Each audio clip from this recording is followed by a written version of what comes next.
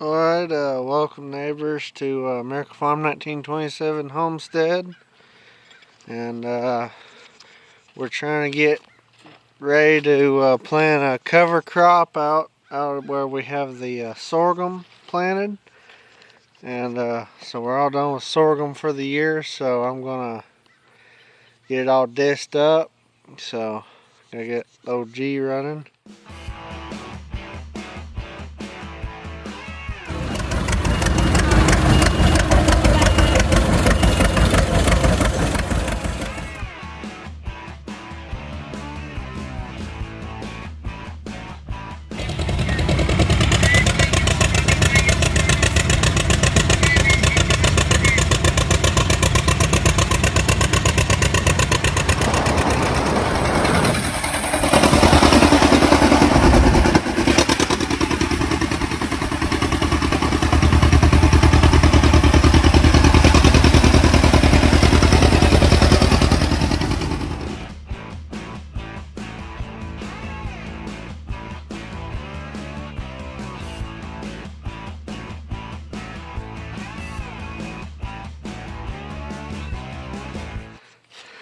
I've seen this tractor before, probably. Got a weird leak. I mean, see that? It's coming out right there. Me and my buddy, we went on it was a nice day yesterday. So we went on a tractor ride yesterday. And we look out here this morning and it's leaking. So I don't know if I jarred something, probably just jarred it loose yesterday going on a tractor ride. So anyway, I gotta get that fixed sometime, but I ain't worried about it too much today. As long as it's full of water, it'll be fine. So anyway, I gotta get this boy started up and go hook up to the disc. Alrighty, I'm gonna show y'all. So we've got this tractor. We've got a distributor on this tractor. I think it originally came with a distributor, and I think we put this governor shaft, something happened to it, and put a mag on it, and anyway, it got back to a distributor somehow. So I've got a battery mounted in here for the starter. I don't have a alternator or anything, but so the battery power has to run the starter and the ignition, and it doesn't charge. So hopefully we have enough battery. I run it yesterday. So just a starting procedure: you open up your petcocks here, your compression release, you turn on your gas, and got a little switch, and I give her about half throttle, and choke it, and it's got a little, you're supposed to hit that with your foot, but usually I can get it with my hand. Ooh, tried to run backwards on me.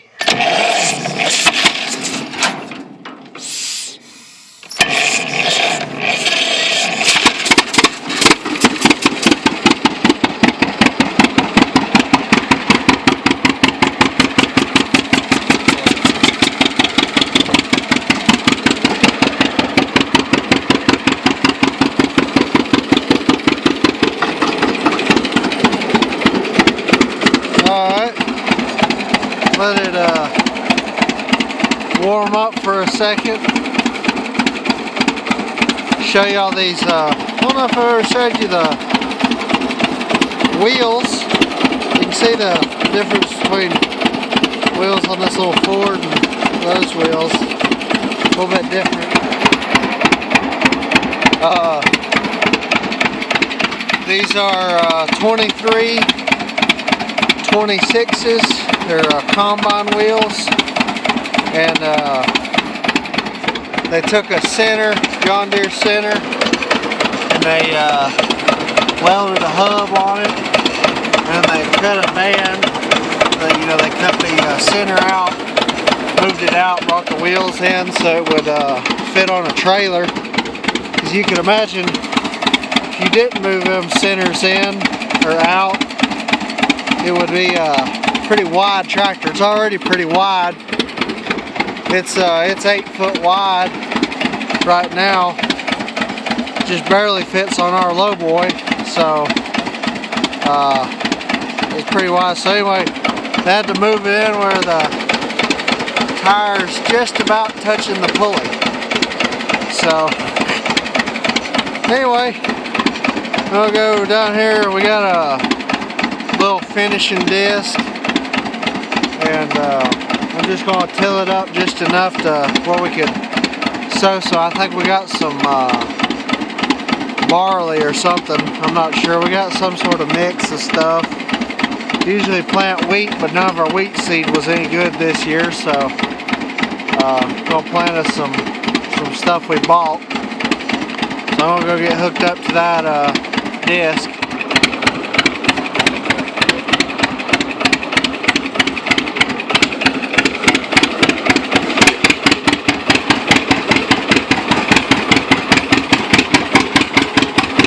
Got a pretty good sized tire sitting next to you on both sides.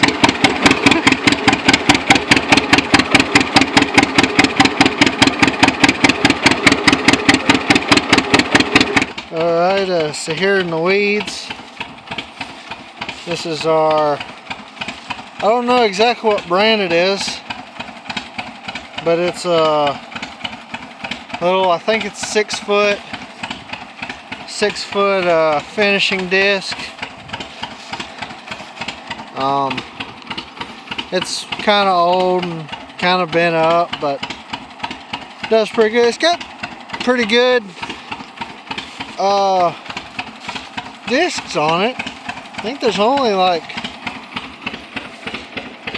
a couple that are broke or whatever, but anyway, it's not really big enough for this tractor. It's kind of small, you know. You can pull this with just about anything. Any kind of tractor would probably pull this. It's not quite big enough for this tractor. It needs to be probably a little bit wider, a little bit heavier would be nice if we had a disc. We actually have a disc, big disc bog, but we can't get it here because I just put a new floor on my trailer. I don't really want to put it on my trailer, and you can't, you know, drag it on the road. It doesn't have any hydraulics. It's just like this one. It just kind of, you kind of just drag it. They used to, back in the day, that disc, they used to drag it down the road, but that's when they had dirt roads. So I got it hooked up. I used the old chain that we've been using for about 20 years, and this right here, I'll show it to you better. Got a piece of wire, and you pull up, and that's how you put set in your front disc right there. I'll show that to you better when we get up there. Now I gotta get this sucker turned around, but I'm gonna, oh, I want my wrench. I guess I gotta go get my wrench. Dang it. Got my wrench now. Get this thing out of the,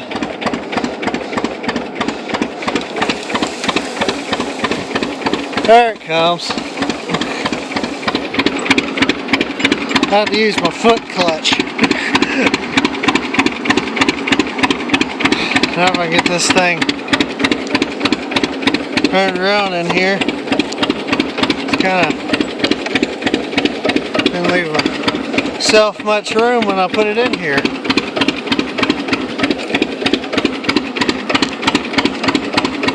Gotta watch my wheelie bars.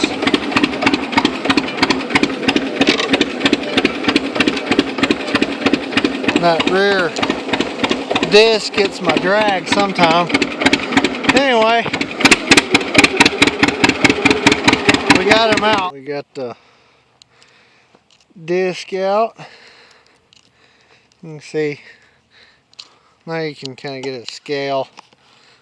It's not quite big enough for that tractor. Like I said, 6 foot. It's a really That tractor would do fine with a 6-foot, but it needs to just be a heavier disc. They used to run my grandpa, he ran an unstyled G, our unstyled G we have, and they used to pull the big disc bog I was talking about. They'd pull a big disc bog, a cultipacker, and a drill all at the same time. They would have them they'd have it in a line, and that's how you would plant, was with those three things. He'd pull it second gear in that G, and this tractor's a lot more than that G as far as horsepower, so it'll take this one for a ride. Usually I run about second or third with this because I ain't got much room to turn around.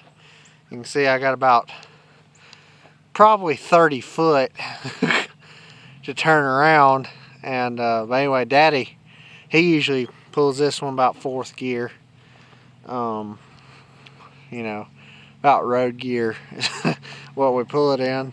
But so it is not much of a load on this tractor at all. It would probably pull it in 5th if you had enough room to stop. So anyway, I gotta get this hose up, and I gotta get Mom out here so she can be filming me. But anyway, I wanted to film getting it out and talk a little bit about it. I gotta oil it up, make sure everything's nice and greasy. You don't want to run none of this dry, so clean it off a little bit, and then I'll start a disking.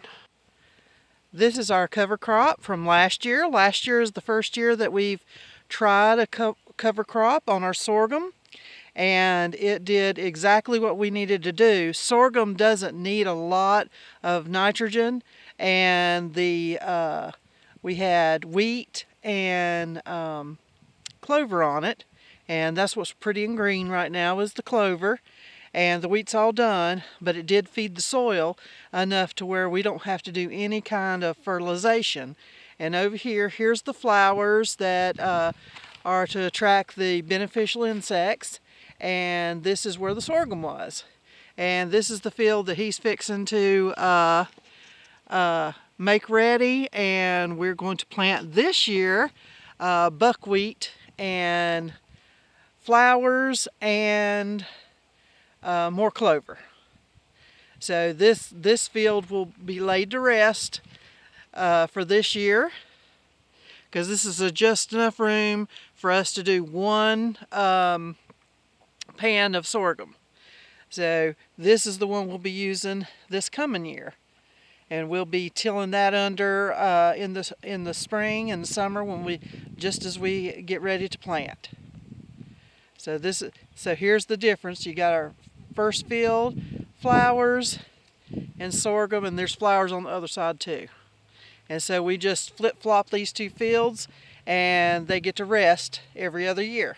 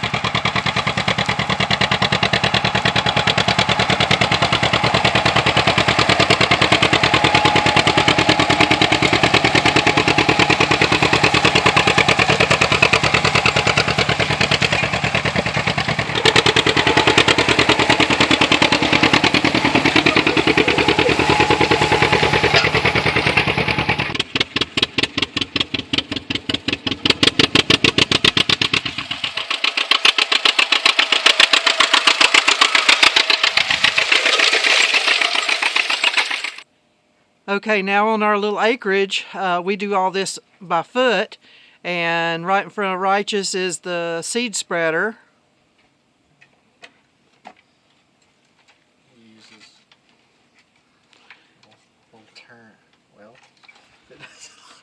on me.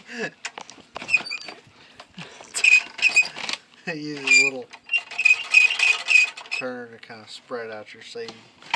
And it's got a holder for the seed. And we're using barley,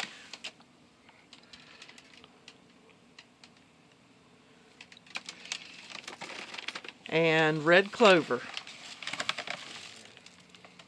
That is tiny little seeds. So show them how you fill that up, Righteous. Actually, it needs to be close. It's filled up with seeds out.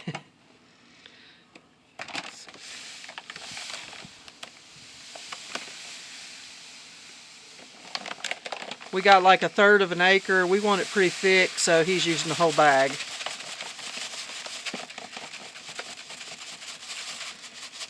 We're going to use the rest of this barley on the sweet potato patch and the other garden.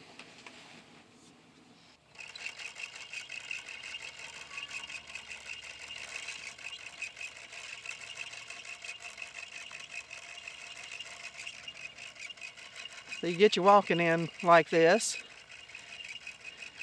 So out here, this is about 1 acre. There's some behind me. And like I said, there's our cover crop for last year. It's going to be a little wider this year because we're not going to put as many flowers out. And this is where the wheat and the barley's going.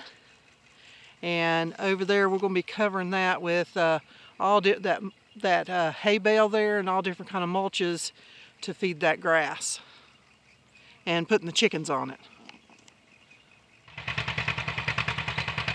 Now he's going over it one last time to cover up the seed.